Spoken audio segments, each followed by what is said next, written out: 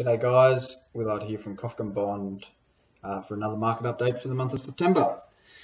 We have received some constructive feedback from our viewers, and to add a bit more personality to these updates, thank you to our loyal viewers, and with our continual pursuit to learn and grow and to provide a better service for you. As the saying goes, spring is about new beginnings. We knew that most Australians would have spent plenty of time all of winter cooped up inside while strive to hit vaccination rates. Though the start of the new season is an annual event, it brings warmer weather, and I couldn't be more excited. It's September and spring is here, providing a welcome lift in spirits after spectacular performances of our athletes at the recent Tokyo Olympics and Paralympics. Hopefully you are inspired to achieve some personal goals of your own. August provides some economic news, with central banks and businesses and consumers remaining cautious. In the widely reported speech, US Federal Reserve Chair Jerome Powell said that there remained much ground to cover before he would consider lifting interest rates, selling stocks higher and bond yields lower. Reporting season: the spread of the Delta strain throughout the globe, extended lockdowns, Hurricane Ira, and the withdrawal from Afghanistan has not dampened market sentiment. In Australia, shares and shareholders were boosted by positive company reporting season. According to CommSec, of the ASX 200 companies that have reported so far, 84% reported a profit in the year to June, 73% lifted profits, and dividends were up 70% to $34 billion. Financial markets. Iron ore prices fell 18% in August, while the Australian dollar finished the month at US 73.2 US cents.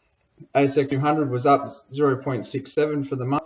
Plenty of activity. Afterpay going to be acquired by US tech company Square. Big miners are hurting from the drop in iron ore price, and the main influence being China and their reduction of construction as they look to become a bit more of a greener nation. Now to the economy. One of the COVID winners is the construction sector, with the value of construction rose 0.4 overall in the year to June, and the value of residential buildings was up 8.9%, and renovations rose a staggering 24.5%. Plenty of busy builders, the strongest in 21 years. One of the COVID losers, retail trade, was down 3.1% in the year to June.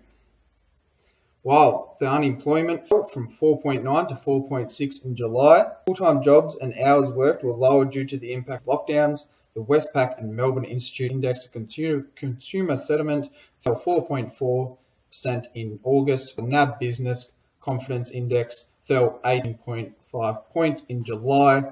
This is the biggest monthly decline since the GFC. Economy continued. Waste grew 1.7% in the year to June, well below the 3% the Reserve Bank wants before it even considers lifting interest rates. Surprise jump in the GDP. Quarter relatively unexpected by COVID, with a 7% of the population locked down on any given day across the period. September quarter could see a GDP fall of 4%, as the whole period has been in lockdown in Sydney at least. GDP for the June quarter 2021 rose 0.7, beating market estimates of 0.4%, to be up 9.6 on a year ago. Head of National Accounts at the ABS, Michael Smeags, said that domestic demand drove growth of 0.7% this quarter, and we saw continued growth across household spending, private investments, and the public sector expenditure. Lockdowns have minimal impact on domestic demand, with the lockdown days and the prolonged stay-at-homes in New South Wales only commencing in the later quarter. The Core Logic Home Value Index rose by 1.5% in August, to be up 18.4% over the year. The change marked the slowest monthly lift since January. The Australian GDP growth slowed in the June quarter and is stronger than expected, 0.7 quarter on quarter. This avoids a technical recession, but the current quarter is likely to see a 4% slump due to the lockdowns. Record trade surplus of $12.1 billion, beating market estimates of $10 billion. Exports up 5% versus estimates of 3%, with imports 3% in the estimates of 2%. Vaccine tracker, 278,000 doses a day on average, looking at having the full 75% of the adult population in 2 months.